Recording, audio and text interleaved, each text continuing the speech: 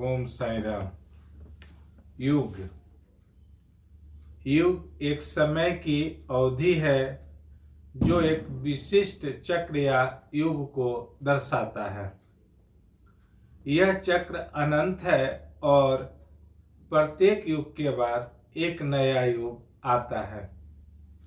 युग की अवधारणा हमें समय के चक्र और मानव इतिहास के विकास को समझने में मदद करती है। प्रत्येक युग में हमें कई चुनौतियों और अवसरों का सामना करना पड़ता है।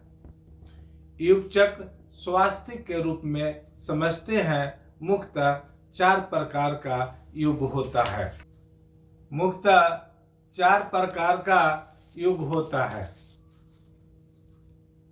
पहला सतयुग, दूसरा त्रेता, तीसरा द्वापर और चतुर्थ में कलयुग। ये 4 युग की चर्चा स्वास्थ्य के द्वारा समझाया गया है। युग का संबंध प्रकृति के गुण के साथ साथ मनुष्य के गुण के साथ साथ समझने का प्रयास करते हैं। सतोगुण, सद्गुण, तमोगुण, दुर्गुण, रजोगुण, दोनों गुणों का मिश्रित रूप। तीनों गुण प्रकृति का मूल तत्व है और यही तीनों गुण मनुष्य के मूल प्रवृत्ति का तत्व है जो मनुष्य के स्वभाव में परिलक्षित होता है। सद्गुण और दुर्गुण के अनुपात के घटने बढ़ने के अवधारणा पर युग का नामकरण होता है। जैसे सतयुग, सत का युग अर्थात सद्गुणियों का अनुपात सबसे ज्यादा होगी और दुर्गुणियों का अनुपात नाम मात्र की रही होगी, उस युग को सतयुग कहते हैं। सतयुग में मनुष्य आनंद के साथ निर्भीक होकर जीवन जीते थे। दूसरा युग त्रेता युग। त्रेता युग में सद्गुणियों के अनुपात में कमी आई और दुर्गुणियों के अनुपात में थोड़ी वृद्धि हुई।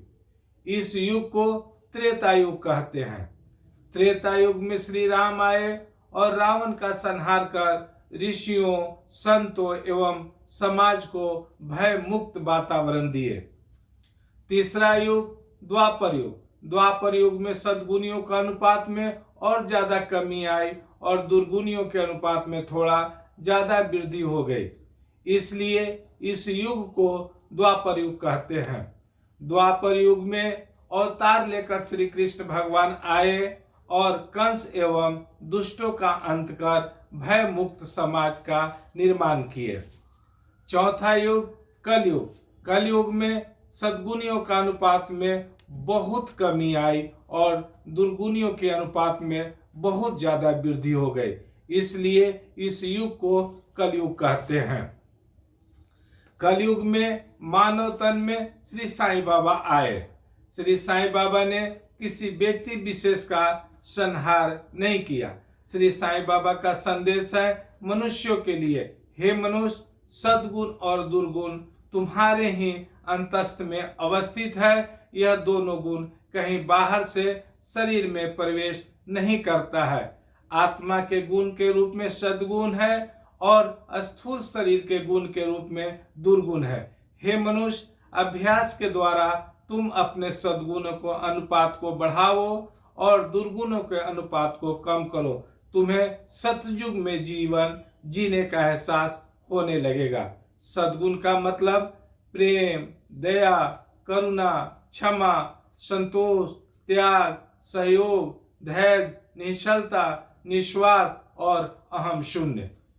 दुर्गुण का मतलब ईर्ष्या, घृणा, मोह, असंतोष, छल, स्वार्थ, अहंकार, भेद, संचय, आसक्ति और मोह।